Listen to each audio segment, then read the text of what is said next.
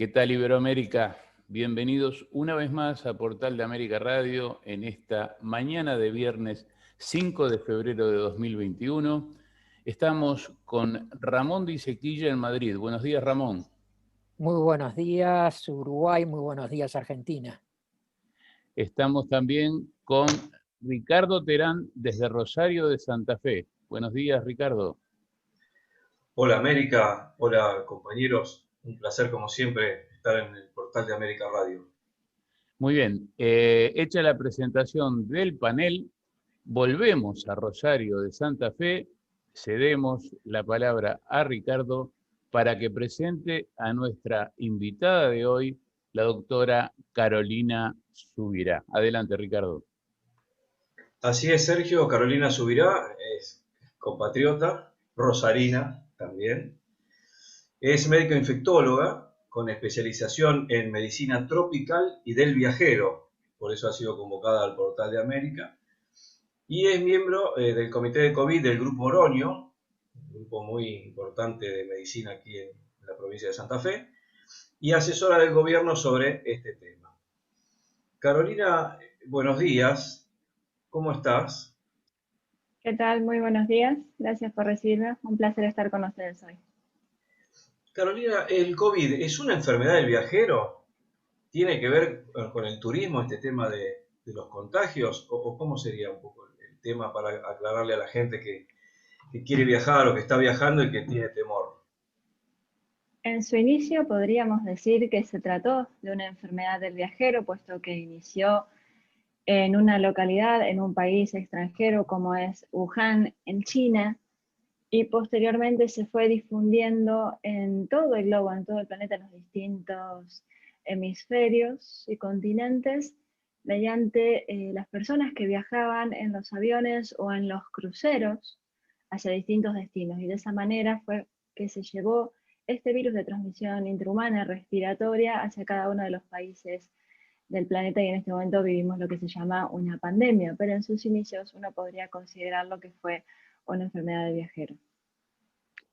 Doctora, la expectativa mundial que hay, pero dejemos, no seamos tan pretenciosos, no tratemos de abarcar todo el planeta, circunscribámonos a la región. ¿Usted qué comentario dice, le sale cuando ve digamos, la determinación, la ansiedad que produce este tema de la vacuna? He llegado a ver políticos, comunicadores diciendo, bueno, llega la vacuna y se termina todo, ahí va a ser un antes y un después. ¿Cuál es el primer comentario que sale después de esta aseveración? La vacuna no es la solución a corto plazo. Uno podría llegar a pensar como que a mediano o largo plazo podría llegar a ayudarnos a ir recuperando parte de las libertades perdidas. Pero esta no es una enfermedad erradicable, así que la vacuna no es la solución, porque este virus no se puede erradicar. Lo que se puede es controlar. Hay Minimizar. enfermedades con las que nosotros venimos conviviendo desde el inicio de la humanidad y aún así no han sido erradicadas. Hay muy pocas enfermedades en el mundo que se han logrado erradicar, por ejemplo la viruela. El resto son enfermedades que se controlan. La hepatitis B, otras enfermedades bacterianas como el estreptococo, el sarampión, la poliomielitis, son todas enfermedades contra las cuales hace décadas tenemos vacunas y no han sido erradicadas, están controladas. Y ante situaciones de poco uso de la vacuna, con menos del 70% de inmunidad global en esa población, o mutaciones, se producen situaciones de brotes o epidemias. Y eso lo vimos cada cierta cantidad de años con enfermedades tan comunes como el sarampión. Así que la vacuna no es la solución definitiva y no es que nos va a permitir en una semana o un mes volver a estar todos sin tapabocas.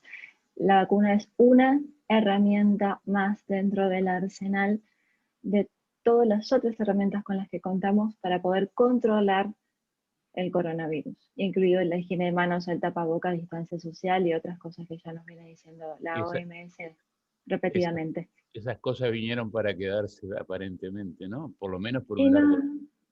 Nos deja un nuevo set point, nos cambia el estándar de trabajo. Ahí está, ahí está. Como en su momento el HIV en los 80s nos dejó con todo lo que es prevención de bioseguridad, uso de elementos descartables, la esterilización, las relaciones sexuales con preservativo. Ok, este es nuestro nuevo estándar de trabajo. Para abajo ya no se puede volver. Es de aquí en adelante. En algunas regiones, doctora, hay graves problemas, como por ejemplo en Europa. Vamos a aprovechar a Ramón para que nos pinte rápidamente lo que ha pasado en los últimos tiempos, en los últimos días con la vacuna, para que usted nos pueda comentar acerca de ese fenómeno que está ocurriendo allá. Adelante, Ramón. En Europa y sobre todo en España el tema de la vacuna lamentablemente se ha politizado. Entonces las informaciones que nos llegan no sabemos de qué punto, en qué nivel son reales y en qué nivel son con sesgo político y con intenciones políticas. Pero el hecho es que se ha recibido mucho menos, por un lado, mucho menos de las vacunas que se esperaban, y por otro lado, las autoridades políticas, el gobierno de España concretamente, ha sido un poco en una forma aventurera y con un triunfalismo que en determinado momento provocó bajar la guardia en determinadas protecciones y sumado a eso a nuestras navidades, que se reunieron todas las familias en España y las consecuencias de eso las estamos pagando en este momento con una tercera ola mucho más fuerte que la segunda y ya con niveles de fallecimientos similares a la primera. El panorama, reitero, lo complicó, aparte del tema sanitario, de lo difícil que es la distribución de las vacunas, lo complicó la política, por un lado las autoridades dar demasiadas expectativas y por otro lado la oposición dinamitar todo lo que se estaba haciendo, sea bueno o sea malo. La verdad que no está exento el COVID de lo que es la geopolítica y los intereses económicos. Los hemos visto desde el primer momento que salió un paper de publicación sobre una vacuna y las acciones de esa empresa, a ese laboratorio que comercializaba esa vacuna, se fueron a niveles estratosféricos, así que ya sabemos cuál es el impacto económico que ha tenido para los distintos laboratorios que están manufacturando vacunas, cómo se ha especulado con la cantidad de vacunas que cada uno de los países iba a recibir y cómo tuvo que intervenir mediante la COVAX, la Organización Mundial de la Salud, como para tratar de salvaguardar alguna porción de todo ese stock para aquellos países de bajos, extremadamente bajos ingresos. En nuestro país puntualmente se viene trabajando desde julio del año pasado con distintos acuerdos con los laboratorios que también por problemas políticos o económicos se han ido cayendo. Estamos nosotros vacunando con el laboratorio Gamaleya, la vacuna Sputnik de origen ruso, que también había prometido un cierto stock en un tiempo determinado y no está pudiendo cumplir, que ese es el mismo problema que están teniendo otros laboratorios. El planeta entero necesita miles de millones de dosis y simplemente no se cuenta con la maquinaria de infraestructura para producir esa cantidad en el tiempo necesario. Así que sí, nuestro gobierno también ha tenido una posición demasiado optimista en cuanto a la cantidad de vacunas que va a recibir y en el tiempo en que va a recibirlas, y actualmente se ha tenido que modificar la agenda de vacunación, puesto que no está llegando la cantidad esperada para vacunar al menos los principales grupos de exposición y de riesgo, como es el personal de salud, el personal de seguridad, los docentes, y ahora que ya se cuenta con el fase 3 con evidencia robusta, mayores de 60 años. En los próximos meses esperamos vacunas de otros laboratorios, pero realmente hasta que yo vea el frasquito en la mano va a ser muy difícil creer. Es lo que nos está pasando a todos. Ricardo, en la preproducción de la entrevista con la doctora Subirá, comentábamos las distintas facetas que tiene todo este embrollo de la llegada de las vacunas. Y decíamos, una información que se ha manejado anoche en la Argentina, el tema de los chinos. Y especulábamos entre nosotros que reafirmando un poco lo que dice la doctora y lo que anteriormente dijo Ramón, de que el tema económico es fundamental. Entonces, aparentemente los chinitos están parados arriba de su stock de vacunas y dicen, bueno, si hay dinero, hay vacunas. ¿Es más o menos así? Por ejemplo, Perú recibió la vacuna 4 o 5 días antes, la Sinovac, que era de origen chino, y tengo entendido, de acuerdo a algunas fuentes, que fue ofrecida a la Argentina en más o menos 20 millones de dosis, pero aparentemente no hay un acuerdo. Por otro lado, Sputnik, Rusia se había comprometido, si no que me corrija la doctora, pero eran 4 millones y medio de dosis que se iban a dar antes de febrero, y estamos solamente en algo de 280.000 dosis aplicadas. Casualmente la doctora Subirá fue la segunda persona, no casualmente, ella se ofreció en vacunarse en la provincia de Santa Fe y fue bueno, una esperanza generalizada la que todos vimos en los medios de comunicación, en su rostro alegre, y todos pensamos, bueno, esa esperanza que tiene ella en el brazo, como titulaban los medios, nos va a llegar a todos, y finalmente esto no ocurrió. Carolina, ¿tenés forma de respondernos qué está pasando con el gobierno chino, que ya tiene el stock y lo ofrece a la Argentina, pero no se está cerrando la operación? La verdad que información precisa a este respecto no tendría para darte. Yo estaba al tanto de que una de las vacunas de origen chino, de virus inactivado, que era del laboratorio chino con trabajo también canadiense, iba a estar llegando tal vez 1.2 millones a nuestro país a un precio de $70. Esa era la información que yo tenía por dosis esquema, pero hasta ahora no había mayor información. Estamos hablando de una vacuna dentro de todo muy costosa si uno lo compara con el precio que tendría la vacuna de AstraZeneca. Así que es un stock más bien reducido, y esta vacuna inactivada se podría estar utilizando y redireccionando exclusivamente hacia un personal o personas con inmunocompromiso que no pueden estar recibiendo otro tipo de vacuna. Pero no tengo mayor información. $70 contra 4 de la Sputnik, de acuerdo a lo que se maneja en la información, y la de AstraZeneca, que se hace en Argentina y se envasa en México, y que tendría que estar viniendo. De esas partidas de vacunas de AstraZeneca, ¿no hay tampoco novedades? Sé que va a llegar de Pfizer y de AstraZeneca a través de COVAX 1.2 millones creo que de cada una, así que tendríamos 2.2 millones que estarían llegando para el mes próximo.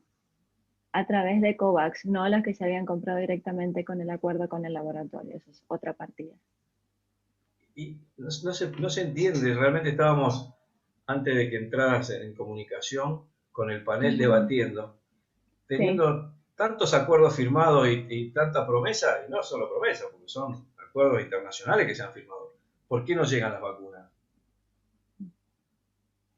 La verdad, puntualmente, ¿cuál es el problema por el cual la vacuna no termina llegando a nosotros? Desconozco si es una cuestión de producción, una cuestión de acuerdos económicos, o tiene que ver con las autorizaciones, porque una vez que este producto médico ingresa, ANMAT lo tiene que controlar, pasa por aduanas para después poder ser distribuido a cada una de las regiones o provincias. Puntualmente, ¿cuál es el freno que ha hecho que todavía no nos llegue? Creo que está en un nivel superior a información a la cual nosotros realmente no tenemos acceso. Y la última de este segmento para mí, el plan de vacunación inicial para personal de salud, que vimos que empezó a funcionar muy bien en todas las provincias, y la gente de más riesgo, ¿se pudo cumplimentar o en qué fase está y cuál es el pronóstico de vacunación en estos próximos días?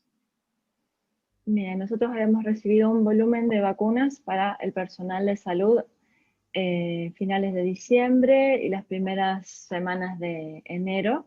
Y ahora, en el día de hoy, vamos a estar recibiendo otra fracción, pero eso todavía no alcanza a cubrir la totalidad del personal de salud que estará vacunado entre un 25 y un 40%, nosotros tenemos que llegar por lo menos al 70% de todo el personal de salud de cada una de las instituciones, por lo menos para tener rebaño dentro de ese núcleo en particular.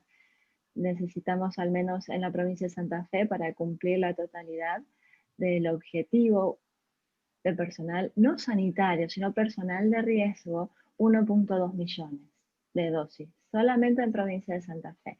70.000 personas son los agentes de salud de la provincia de Santa Fe y hemos recibido alrededor de 30.000 vacunas. Así que por eso todavía no se ha podido cumplir con ese objetivo inicial. Se espera que en febrero, marzo, esto ya se pueda lograr. Doctora, ha circulado en los últimos días un video de origen mexicano que ponía en el escenario una posibilidad de que, por supuesto, los países centrales iban a vacunar en determinada cantidad de tiempo.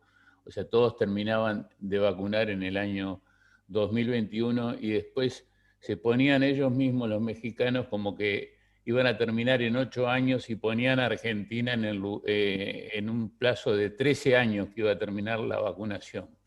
Hemos recibido comentarios de todo tipo respecto a ese anuncio. Nos pasa a diario con la exageración de todo tipo en todos los temas relacionados con el COVID-19. ¿Qué comentario le sugiere? No directamente este anuncio de este video, que no se sabe incluso ni siquiera si es de alguna cadena confiable, pero los insistentes comentarios que hay de que la cosa va para mucho más largo de lo que se supone. Bien, respecto de que va a ser largo, es una realidad. Me parece que 13 años es una exageración. Quisiera saber en base a qué fórmula hicieron el cálculo matemático, si al volumen de vacunas que hemos recibido en estos últimos 2 meses, o cómo va a cambiar el volumen de producción de vacunas en los próximos meses y lo que se espera como respuesta de parte de los distintos laboratorios va a ser diametralmente diferente. Creo que 13 años es una exageración. Decir que a final de este año los 40 millones de argentinos que se tienen que vacunar van a estar de hecho vacunados y con sus 2 dosis me parece demasiado optimista. Es probable que esto nos tome un poco más de tiempo. Puntualmente cuánto, no lo sé. El Reino Unido se había establecido haber empezado la vacunación en diciembre, no lo pudo conseguir, lo inició posteriormente, puesto que la vacuna AstraZeneca no había tenido la aprobación correspondiente todavía, y ellos, como un panorama extremadamente optimista, como productores de su propia vacuna, se habían planteado 9 meses. Para nosotros es factible que eso tome más tiempo. Estados Unidos tiene la capacidad de producir al menos, no menos de 2 vacunas propias, más las que puede comprar del exterior, y ellos están pudiendo vacunar 1.2 millones de personas por día, pero con una infraestructura y una logística que 24/7 están vacunando. Nosotros no tenemos esa estructura ni ese volumen de vacunas para aplicar esa cantidad de dosis por día. Si en un mes tendríamos vacunado el 100% de la población y no es así. Claro. Estamos recibiendo información que, por supuesto, como nuestra especialidad nos cuesta clasificar, entonces aprovechando y quizás abusando de su presencia, discúlpeme, doctora, pero uno no puede perder la oportunidad de preguntar cuando está ante alguien que sabe de este tema, en relación a lo que está pasando con Israel, que es el país que aparentemente estuvo primero en casi todas las cosas, que tiene un gran porcentaje de su gente vacunada, estamos recibiendo información de que no cesan los contagios. ¿Usted ha escuchado algo de eso? ¿Tiene información acerca de lo que está pasando en Israel? No tengo información sobre Israel, no me había llegado datos, pero consideremos primeramente esto. La vacuna está diseñada y todos los ensayos de la vacuna han sido hechos a nivel individual. La vacuna es sobre el individuo, uno vacuna un individuo y sobre ese individuo es donde se prueba la eficacia o la efectividad, el porcentaje de anticuerpo que esa persona individualmente genera y cómo esa persona, si se infecta, no muere. La vacuna lo que hace es en un 100% de los casos prevenir la forma grave mortal de COVID. Después, lo que uno espera como objetivo secundario, el outcome secundario, para el cual no está diseñado el ensayo de la vacuna, es para ver si esa gran cantidad de personas vacunadas, idealmente lo que se había propuesto en base al RT que tiene el COVID, es un 60 o un 70% de la población total objetivo. Una vez que esa masa crítica de personas vacunadas ya tiene anticuerpos, deja de ser susceptible a infección. Es menos probable, estadísticamente hablando, que se infecte, y si se infecta menos también contagia menos. Así que ese es el outcome secundario que uno tiene con las vacunas, para el cual el ensayo no fue diseñado, pero es el objetivo final. Es lo que nos va a permitir justamente controlar y contener la epidemia y sostener lo que sería solamente una endemia, una cantidad estable relativamente a lo largo del año de casos, bajito, con algún pico eventual estacional como tenemos las epidemias de gripe en las épocas invernales. Así que ese es el objetivo final secundario que uno espera luego de haber vacunado una cierta cantidad de personas, que según el RT está establecido 70%. Eso es lo que salió hace 1 o 2 días en un preprint en Lancet respecto del uso de la vacuna de AstraZeneca. Están viendo que a mayor cantidad de vacunados está disminuyendo la cantidad de contagios. Así que resta ver si esto se repite con otro tipo de vacunas en otros escenarios. Somos periodistas especializados en turismo y quería preguntarte, Carolina, para cerrar mi participación y mis preguntas. Me estás robando la pregunta que me había imaginado. Si el turismo no contagia, como dice la campaña que están haciendo un grupo de periodistas especializados y hay toda una campaña mundial, y con respecto a esto que es proteger nuestra actividad, que es la actividad del turismo, ¿cómo podemos hacer para que continúe de acuerdo a tu criterio médico? ¿Cuáles serían los protocolos o la forma de la cual deberíamos desarrollar la actividad para que no se muera definitivamente? Porque, como sabrás, los operadores turísticos están en crisis, en rojo totalmente, ¿no? Perdón, yo antes que conteste, doctora, yo le pondría un agregado o lo que yo le iba a pedir justamente, pensando lo mismo que Ricardo, era cómo imaginaba usted el mundo de los viajes, ya que es experta en el tema. No sé si preguntárselo en lo inmediato, no va a haber inmediatez en esto, en el futuro, digamos en el futuro para dejarlo en abstracto, ¿no?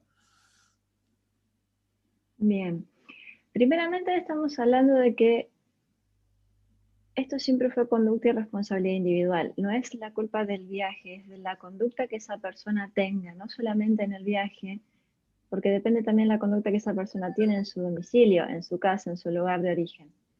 Así que esto siempre fue conducta y responsabilidad individual. Independientemente si la persona está aquí, en Estados Unidos, en África, en Europa, el riesgo del contagio de esta persona va a depender en muchos casos de la responsabilidad individual y de la conducta que esta persona tenga. Igual que con otro tipo de enfermedades de transmisión sexual, no son grupos de riesgo, son conductas de riesgo las que llevan al contagio. Entonces, hay una consulta que hacen las personas que van a viajar, que es al médico especialista en medicina tropical y del viajero, para saber cuáles son los riesgos inherentes en el lugar al que esa persona va como destino, si hay transmisión comunitaria o no de COVID, como si puede haber transmisión comunitaria de malaria, que es paludismo, si hay fiebre amarilla, si hay dengue, zika, chikungunya, cuáles son los elementos de protección que tiene que implementar, si tiene que tomar alguna medicación profiláctica, si tiene que colocarse alguna vacuna, si tiene que llevar repelente. En este caso podría ser tener puesta la vacuna contra coronavirus y llevar tapabocas y alcohol en gel.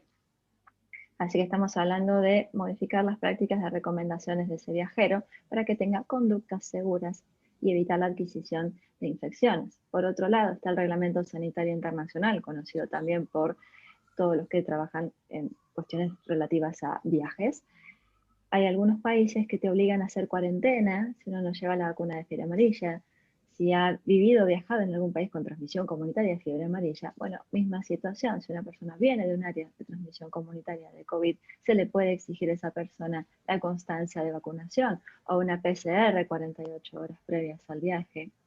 o hacer algún aislamiento corto, o una PCR o un test de antígeno al llegar al destino. Son todas cuestiones que seguramente veremos en alguna actualización en cuanto a Reglamento Sanitario Internacional o a cada país en particular que tenga sus recomendaciones de aduana al momento del ingreso de viajeros. Puede que también haya alguna clase de modificación para aquellas personas que optan por algún crucero, ingresar con PCR negativa, test de anticuerpos o documentación que acredite vacunación previa. En tu rol de asesora, como asesora, ¿recomendarías a los gobiernos el uso, la implementación del pasaporte sanitario del que tanto se está hablando?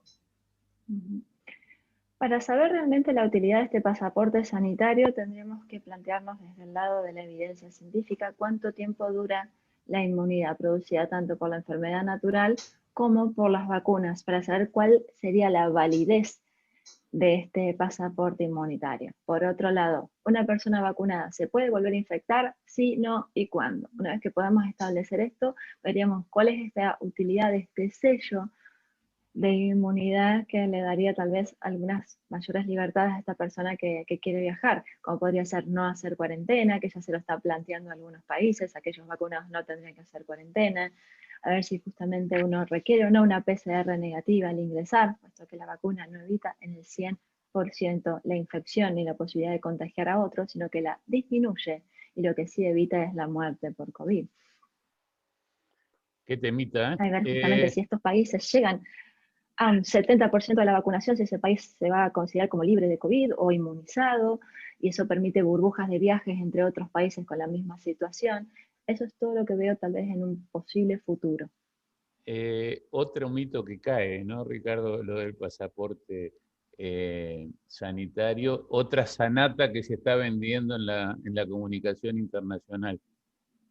Ramón, para ir cerrando y no abusar del tiempo de la doctora Subirá, tu reflexión final o tu consulta final para este encuentro. Cuando comenzó el COVID, se empezó diciendo que era una gripecita y que apenas nos iba a afectar el caso de los españoles. Pero de eso se pasó a un tema apocalíptico, que no existe en el planeta Tierra otra cosa que no sea el COVID. Toda esa preocupación lógica, razonable y que ha creado una vacuna, ha creado cambio de conductas y demás. Y ahí recurro a su especialidad.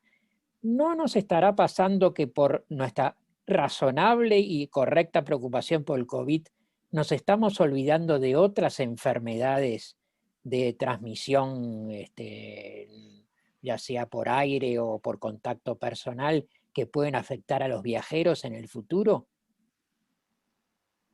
Por supuesto, hay muchísima atención enfocada solamente en una situación en particular, y esto ha llevado a desatender una serie de otras patologías, no solamente del viajero, sino con las cuales vivimos habitualmente. Ha disminuido de manera drástica la vacunación de los niños, ha disminuido todo lo que es el screening de cáncer. Es probable que en los próximos 5 a 10 años veamos el impacto de enfermedades detectables, prevenibles oportunamente, que se perdieron a lo largo de todo este año. Qué tema. Ricardo, vamos cerrando con tu participación. Agradecerle a Carolina por haber estado con nosotros y poder rociarnos de tanta sabiduría. Sabes que te admiro como profesional y creo que, bueno, que estás en el camino correcto con respecto a tus pronósticos. Todo lo que hemos conversado durante este año se ha ido dando como me lo habías dicho. Agradecerte nuevamente que hayas participado y convocarte para una próxima edición de Portal de América Radio, porque esto es dinámico y el turismo necesita de gente profesional como sos vos, en la medicina, para poder guiar un poco a esta actividad que busca por todos los medios volver a ser, y se le está complicando, y dependemos fundamentalmente de la tarea de los médicos y de la ciencia. Así que muchas gracias, Carolina, por tu participación. Doctora. Muchas gracias a ustedes realmente por la oportunidad, por el tiempo. Un placer haber compartido con ustedes la mirada desde distintos puntos de Iberoamérica. Y un placer volver a formar parte del programa realmente. Muchas gracias. Me uno a lo que decía Ricardo, y antes de que usted entrase en el Zoom, nuestra apuesta de los tres era poder dejarla hablar a usted, que eso nos cuesta mucho a todos los periodistas, dejar hablar a los entrevistados, y estar a la altura con las preguntas. Esperemos no haber defraudado este momento y realmente le agradecemos su participación, que nos va a servir de mucho y estoy seguro que esta entrevista va a ser muy comentada. Muchas gracias, doctora, nuevamente. A ustedes. Un placer.